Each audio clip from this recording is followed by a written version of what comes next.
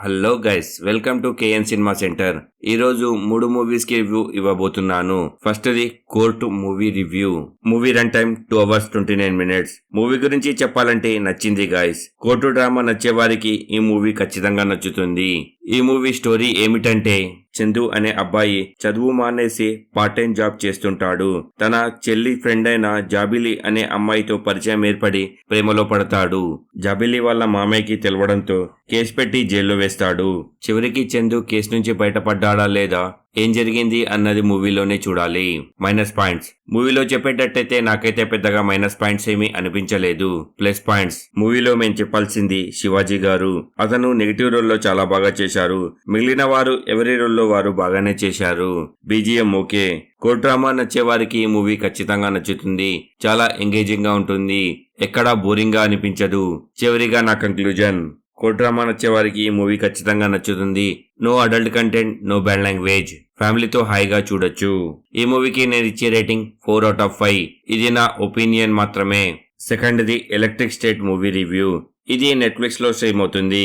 ఈ movie run time 2 hours 8 minutes. తెలుగులో కూడా అవైలబుల్ ఉంది. తెలుగు డబ్బింగ్ కూడా బాగుంది. మూవీ గురించి చెప్పాలంటే ఓకే మూవీ. మూవీ స్టోరీ ఏమిటంటే, మిల్లీ అనే అమ్మాయి తన తమ్ముడు మిస్ అయ్యాడని వెతుకుతూ ఉంటుంది. తనకు వెతికే క్రమంలో ఎటువంటి ప్రాబ్లమ్స్ వచ్చాయి, ఎవరెవరు సహాయం చేశారు, చివరికి తన తమ్ముడు దొరికాడా లేదా అన్నది మూవీలోనే చూడాలి. Minus points. మూవీలో చెప్పేటట్టయితే పెద్దగా మైనస్ పాయింట్స్ ఏమీ లేవు, కానీ మధ్యలో కొంచెం అక్కడక్కడ బోరింగ్ గా అనిపిస్తుంది. స్టోరీ అంతా గొప్పగా కూడా ఏమీ ఉండదు. Plus points. డైరెక్ట్ ఓటీటీలోనే రిలీజ్ చేశారు. అయినా గ్రాఫిక్స్ కూడా చాలా బాగుంది. మధ్యలో 2 యాక్షన్ సీన్స్ ఇంకా క్లైమాక్స్ యాక్షన్ సీన్స్ కూడా బాగున్నాయి. మూవీలో మేము చెప్పాల్సింది రోబోట్సే. ప్రతి రోబోట్ కి వాయిస్ డిఫరెంట్ ఉంటుంది. పర్ఫెక్ట్ గా మేనేజ్ చేశారు. చివరిగా నా conclusion, time pass movie. No adult content, no bad language. ఫ్యామిలీతో హాయిగా చూడొచ్చు. ఈ మూవీకి నేను ఇచ్చే రేటింగ్ 2.5/5. ఇది నా ఒపీనియన్ మాత్రమే. Third the phone men movie review. Phone men అంటే గోల్డ్ మెన్ అని అర్థం.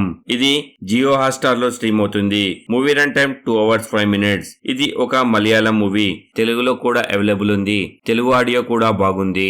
మూవీ గురించి చెప్పాలంటే నచ్చింది గైస్. మూవీ స్టోరీ ఏమిటంటే, బ్రూనో అనే అతను అజీష్ అనే దగ్గర తన చెల్లి పెళ్లి కోసము నగలు కొంటాడు. పెళ్లి రోజు వచ్చే చదివింపులతో గోల్డ్ తీసుకున్న అజీష్ దగ్గర డబ్బులు తీర్చేద్దామని అనుకుంటాడు. చివరికి తీర్చగలిగాడా లేదా, ఏం జరిగింది అన్నది మూవీలోనే చూడాలి. Minus points. మూవీలో చెప్పేటట్టయితే నాకైతే పెద్దగా మైనస్ పాయింట్స్ ఏమీ అనిపించలేదు. Plus points. మూవీలో మేము చెప్పాల్సింది బసిల్ జోసెఫ్ గారు. అతని యాక్టింగ్ చాలా బాగుంటుంది. మిగిలిన వారు ఎవరి రోల్లో వారు బాగానే చేశారు. తెలుగు ఆడియో కూడా చాలా బాగుంది. BGM okay. Songs okay.